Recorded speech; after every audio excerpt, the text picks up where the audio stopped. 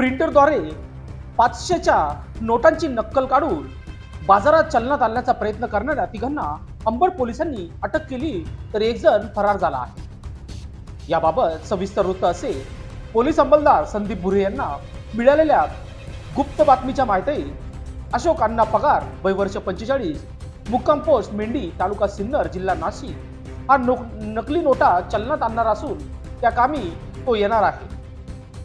ही माहिती भुरे यांनी वरिष्ठ पोलीस निरीक्षक दिलीप ठाकूर व पोलीस निरीक्षक गुन्हे शाखा सुनील पवार यांना दिली। यावरून त्यांनी सहाय्यक पोलीस निरीक्षक के.टी. रोंदळे, अंमलदार किरण गायकवाड, संदीप भुरे, सागर जाधव, राहुल जगताप, घनश्याम बोये, सुचित सिंग सोळंके, राकेश पाटील, पवन परदेशी, तुषार मते, प्रवीण राठोड, सचिन करंजे यांचे पथक तयार करून माऊली लॉन्स येथे सापळा रचला। यावेळी रात्री 2:30 वाजेच्या सुमारास पगारे हा माऊली लॉन्स येथे आला असता पोलिसांनी त्याला ताब्यात घेत त्याची अंग झडती घेतली असता त्याच्याकडे 500 रुपये किमतीच्या बनावट नोटा मिळून आल्या। यावरून पोलिसांनी त्याला अटक करून चौकशी केली असता सदर गुन्ह्यात हेमंत कोले, नंदकुमार मुरकुटे व भानुदास वाघ यांनी सिन्नर येथील एका हॉटेलमध्ये सदर बनावट नोटा बनवल्याचे सांगण्यात आले। यावरून पोलिसांनी गुन्हे प्रकटीकरणाचे अधिकारी व अंमलदाराचे 2 तपासक पथक तयार करून संशयित हेमंत लक्ष्मण कोल्हे, वय वर्ष 32, राहणार सेक्टर नंबर 10, आनंदी निवास, प्लॉट नंबर 101, पहिला मजला, वाशी, नवी मुंबई यास नाशिकमधून अटक केली। तर नंदकुमार तुकाराम मुरकुटे, वय वर्ष 52, राहणार संजीवनी हॉस्पिटल मागे, सोनार गल्ली, तालुका सिन्नर, जिल्हा नाशिक या सिन्नर येथून सापळा रवून अटक करण्यात आली आहे।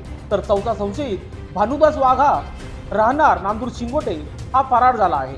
संशयितांनी आतापर्यंत किती नोटांची छपाई केली व कुठेतरी वितरित केल्या आहेत, यापूर्वी नुकत्याच झालेल्या निवडणुकात या नोटांचा वापर झाला का, आदी विविध बाबींचा पोलीस आता शोध घेत आहे। पोलीस स्टेशनचे गुन्हा शोध पथकातील अंमलदार संदीप भुरे यांना गुप्त बातमीदारामार्फत माहिती मिळाली होती की अंबड पोलीस स्टेशन हद्दीतील माऊली लॉन्सच्या जवळ एक इसम हा नकली चलनी नोटा घेऊन येणार आहेत। त्या माहितीवरून जगदंबा वडापाव इथे सापळा रचून सदर इसमास ताब्यात घेतलं। त्याच्याकडे त्याचं नावगाव विचारलं असता त्याने आपलं नाव अशोक अण्णा पगार, वय 45 वर्ष, राहणार मेंढी गाव, तालुका सिन्नर, जिल्हा नाशिक असं सांगितलं। त्याला विश्वासात घेऊन त्याच्याकडे त्याची झडती घेतली असता त्याच्या खिशामध्ये 500 रुपये किमतीच्या 30 बनावट चलनी नोटा आढळून आल्या।